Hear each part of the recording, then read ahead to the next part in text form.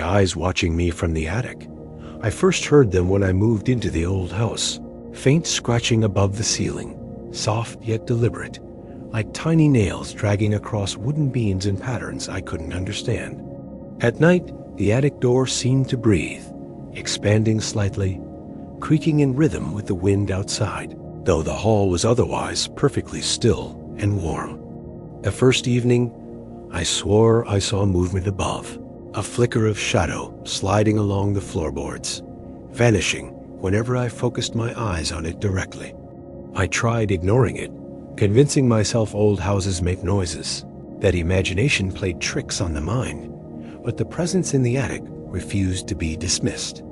I placed a flashlight near the attic door and stared, holding my breath. The beam caught nothing, just darkness, but I felt eyes tracking me, aware, patient. The scratching returned, louder this time, circling the attic's edges, like it was tracing each beam, each corner, familiarizing itself with the space it had claimed. At midnight, a soft tap echoed down the hall, measured, deliberate, as though it marked my heartbeat, teaching itself my rhythm in preparation for something I couldn't yet name. I set my phone on a recording mode, leaning against the door, and the scratches shifted, a wet, hollow sound that vibrated through the wood and into my hands. The attic smelled damp, metallic, and slightly sweet, like soil disturbed after rain, something alive and ancient. Hidden just beyond the ceiling boards, I had assumed were solid. I tried to sleep, but the air felt heavy, filled with quiet intention, each creak amplified, every subtle movement above me registering as deliberate, precise, intelligent. I lay awake, listening as the nails, or whatever it was, scratched the boards in arcs that bent impossibly, forming angles no human body could follow. I whispered to the dark, asking it to leave, but a low, wet whisper returned, unintelligible yet mocking, curling through the hallway like smoke slipping under a door. Every night, the sound shifted, moving along the beams, hovering above corners, circling vents, tracing patterns that suggested observation, patience, learning, like it was cataloging my fear. I tried the light again, swinging it toward the attic door. The shadows shifted unnaturally, bending, folding on themselves, and I felt the weight of something pressing against the ceiling from above. I laid traps, small objects on the floor below the attic hatch, but by morning they had shifted slightly, tiny marks in dust showing evidence of inspection and deliberate movement. At 3:12 a.m., I woke to a low thud, vibrations running along the ceiling, subtle but unmistakable, each tap perfectly measured, like it knew exactly how I would react. The air grew colder, patches near the attic door so dense, it felt like breathing would become impossible if I lingered, each inhalation thick with presence and intent. I considered leaving, but instinct warned me movement would provoke it. The attic had mapped me, studied me, and any sudden action could draw its attention fully. I slept in the living room, chair wedged against the attic door, lights blazing, yet I could feel subtle pressure through the floorboards, gentle but unmistakably alive. The scratching became whispers, wet syllables curling through the walls, teasing, half-formed, always just beyond comprehension, as if it wanted acknowledgement, but not confrontation. I tried leaving the apartment entirely, even for a short walk, but the pressure followed, heavy in my chest, marking me, mapping me, reminding me it was aware. By morning, the attic appeared empty, yet the wood had new scratches, small and deliberate, traces of something folding itself inside spaces I thought were solid. I left the house that week, essentials packed, furniture abandoned, terrified that any items I carried could hold its attention, its intelligence, patient and persistent. Even now, in a new apartment, I feel pressure above my head, soft, rhythmic, like nails dragging slowly, a presence testing, observing, learning, patient, folding space around me. Sometimes at night, I hear a soft, wet whisper, echo through the ceiling, repeating patterns of sound I've come to recognize as intelligence, awareness, observation. I never sleep with the attic door closed, yet I can't open it either. Somewhere above, the presence lingers, patient, waiting, stretching unseen limbs across floorboards and beams. It has no need to hurry. It knows I will return. It knows my patterns, and it waits for me to slip. Every movement recorded in invisible scratches on wood and plaster. Every house I enter leaves traces, small scratches, or soft taps that follow me like a memory. A warning, proof that it exists, patient, intelligent, eternal, waiting. Even when I convince myself it is gone, the rhythm returns soft, wet, deliberate, reminding me that the attic never forgets, and it is always invisibly watching. The footsteps in my kitchen at 3 a.m. It began quietly, soft taps on the tile floor, just beyond the bedroom door, rhythmic, deliberate, like someone pacing slowly, measuring every step with unnerving precision. I told myself it was the pipes, the refrigerator, or my imagination, but the taps repeated nightly, in perfect intervals, impossible for coincidence or machinery. By the second night, the footsteps moved closer, tracing the hallway outside my bedroom, circling the living room, never hurrying. Always patient, deliberate, intelligent in rhythm. I tried ignoring it, hiding under blankets, pretending to sleep, yet every step echoed in my chest, pressing against my nerves, a presence I could not ignore. I whispered, "Who's there?" And the sound paused for a moment, then resumed, slightly louder, as if acknowledging me without revealing itself, testing boundaries. I placed my phone on the floor, recording, hoping for proof, and the playback revealed distorted taps, wet scraping sounds, a low rasp, deliberate and precise. The footsteps seemed to adapt to my movements, shifting with chairs, around tables, following my patterns, almost intelligent, mapping my apartment like a predator learning its prey. I left the bedroom, lights on, chair wedged against the door, yet the taps followed, moving in arcs impossible for a human body, bending around furniture seamlessly. The air grew colder near the living room, patches of dense chill like exhaled breath, evidence that the presence was tangible, occupying space with intent, deliberate and patient. Objects moved slightly under the footsteps, books, pens. A coffee mug's small evidence it was aware of its environment, testing boundaries without fully revealing itself. At 3:03 a.m., I pressed my ear to the floor, hearing subtle breathing beneath the tiles, wet and slow, syncing with the taps as though it mirrored my pulse. I tried leaving the apartment, walking the hallway, yet the footsteps followed, softer but precise, echoing through walls, tracing my movements in ways I couldn't evade. I stayed awake that night, watching the tiles, seeing shadows shift unnaturally, bending angles and corners where light shouldn't touch. Evidence of something manipulating space subtly but deliberately. The footsteps repeated every night, learning patterns, counting heartbeats, timing pauses, extending their path across rooms, adapting to furniture placement, mapping, cataloging, patient and aware.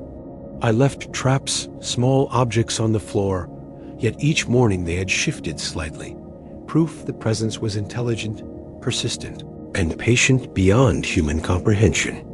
I tried recording again, capturing faint scraping, wet rasping, syllables unformed, pressing against perception, intelligence folded into sound and vibration, present and deliberate.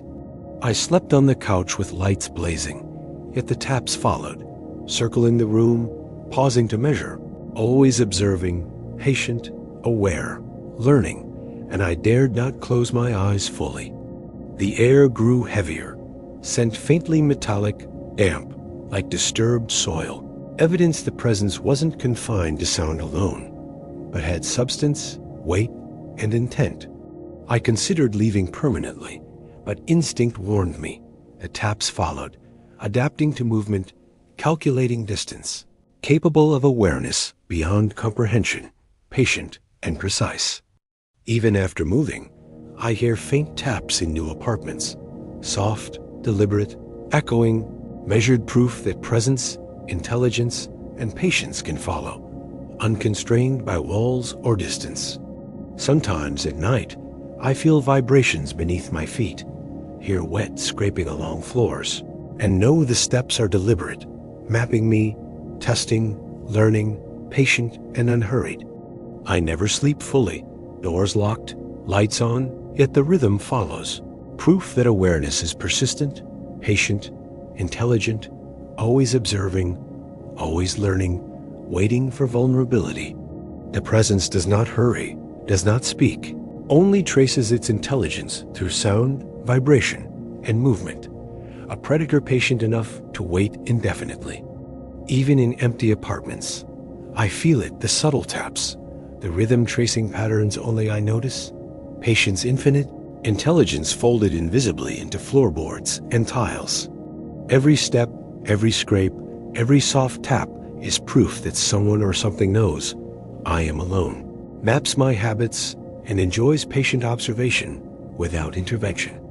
I avoid silent nights, sleep lightly, yet the taps return. Always measured, deliberate, intelligent, patient, reminding me that solitude is an illusion and vigilance is eternal. The footsteps in my kitchen do not leave. They do not forget. They wait, patient and aware, intelligent beyond comprehension, folded into the very structure of space I inhabit. The man who knew I was alone. It started when I noticed footsteps in the apartment above mine, slow and deliberate. Though the building was supposed to be empty, every neighbor gone for the night. At first, I ignored it, assuming it was creaks from the old wood or my imagination. But the rhythm was too precise, too calculated to be random. The following night, the sounds grew louder, almost synchronized with my own movements, as if whoever walked above could sense exactly where I was at any moment. I called the landlord, but the line crackled and died, leaving only the soft, deliberate taps echoing through the floorboards, growing louder, closer, patient. I tried leaving the apartment, walking outside, but the footsteps followed, faint but unmistakable, matching the cadence of my own heartbeat, mapping me in silence. I placed furniture strategically, hoping to block sound, yet the footsteps navigated around obstacles, stretching across spaces in ways impossible for a normal person. At night, the air grew colder, heavier, patches around the apartment chilling suddenly, as though someone or something was moving above. Measuring my reactions, learning my patterns, I whispered, "Who's there?" And for a brief moment, the footsteps paused, perfectly still, as if acknowledging my awareness without revealing itself fully. Objects in my apartment shifted subtly, chairs tilting, books falling, tiny movements synchronized with the steps, proof that presence wasn't confined to the floorboards above.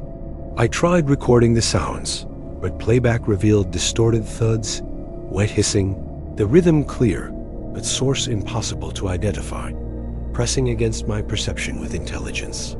Each night, the footsteps traced the perimeter of my apartment, circling rooms, crossing ceilings and walls in ways that suggested a presence not entirely human. The rhythm changed when I stayed still, slower, deliberate, measuring my heartbeat, my breathing, my reactions, adapting, patient, calculating each moment as though I were a puzzle.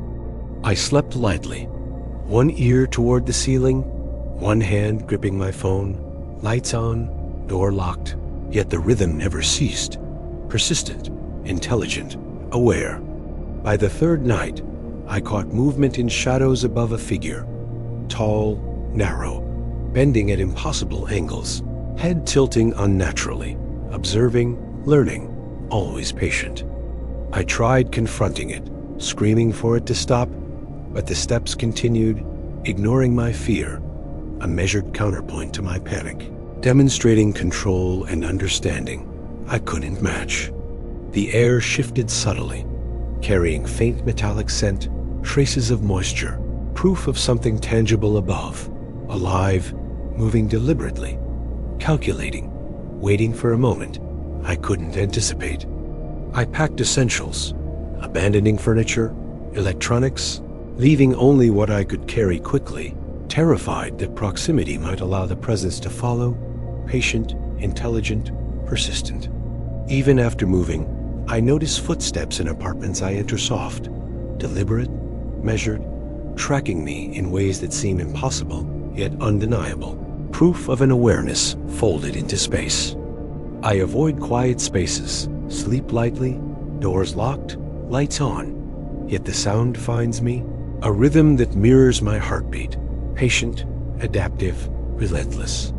Sometimes I hear a soft whisper beneath the footsteps, wet and deliberate, unintelligible but aware, acknowledging me, reminding me it knows I am never truly alone. The presence does not hurry, does not strike.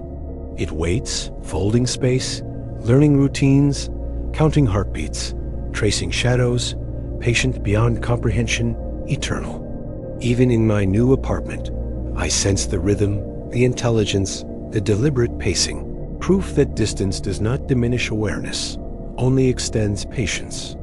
Every step I hear in silence reminds me of its observation, its precision, its patience, proof that someone or something knows when I am alone and enjoys it. I never walk without listening, never sit without checking ceilings and floors, never sleep without lights, yet the awareness persists. Patient, intelligent, watching, learning. Every building I enter carries traces, soft taps, subtle shifts, careful rhythms that follow me. A signature of presence, patient, eternal, waiting for the precise moment to reveal itself. Even now, I hear it faintly above, tracing footsteps impossible, reminding me that solitude is an illusion, and patience, intelligence, and awareness can cross floors, walls, and distance effortlessly. The whisper that lived in my closet. I first noticed it when I woke to a faint murmur, soft and deliberate, coming from my closet. Words I couldn't understand, but a tone that felt alive. At first, I blamed the house settling, the pipes, my imagination, anything but what I feared a conscious presence, waiting in the shadows of fabric and hangers. The next night, the whisper returned, more insistent, curling around the edges of the door, dragging along the floor, almost teasing, patient, testing my awareness without revealing itself fully. I pressed my ear against the wood, hearing breaths too slow and wet to be mine, rising and falling in sync with my heartbeat, an echo that felt deliberate. I whispered its name, unsure why, and the closet responded with a soft hiss, unintelligible, wet, almost satisfied, curling around my ears like smoke in the dark. I left the door slightly open, hoping visibility would discourage it, yet the whispers continued, sliding from shadow to shadow, observing, learning, counting my movements as though tracking me. Each night, the presence grew bolder, brushing objects in the closet, shifting hangers, leaving subtle marks in dust, evidence that it existed, patient, intelligent, and unnervingly aware. I set a recorder on the floor, aiming toward the closet, but playback revealed only distorted, wet syllables, a language I could feel more than understand, pressing against my mind. The closet air felt heavier than the room, colder, denser, carrying the metallic scent of decay faintly beneath the surface, a reminder that something unnatural occupied the space. I tried to sleep in another room, but the whispers followed, faint but persistent, pressing against walls and doors, echoing in corners, a presence adaptable and patient beyond human understanding. At 3:03 a.m., I awoke to a tap, soft and deliberate, like nails dragging along the closet floor, a rhythm matching my pulse, measuring me, learning me in real time.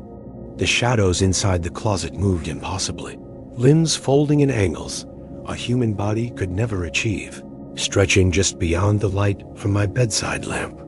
I left the door open one night, daring it to show itself, and a shape pressed against the edge, tall, narrow, featureless, a silhouette bending reality around it as if it were fluid.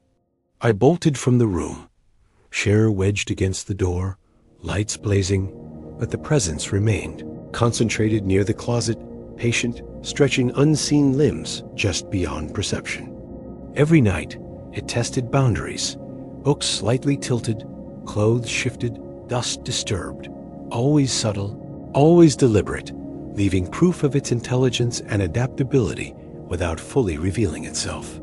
I moved my bed away from the closet, yet the whispers followed, curling around corners, sliding along the walls, like water seeking every path to touch me, patient and calculated.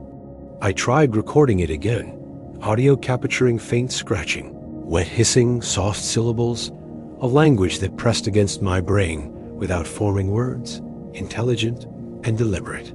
The more I ignored it, the bolder it became, pressing against objects, shaping the shadows, testing every inch of the closet, folding space as though it belonged to the room entirely.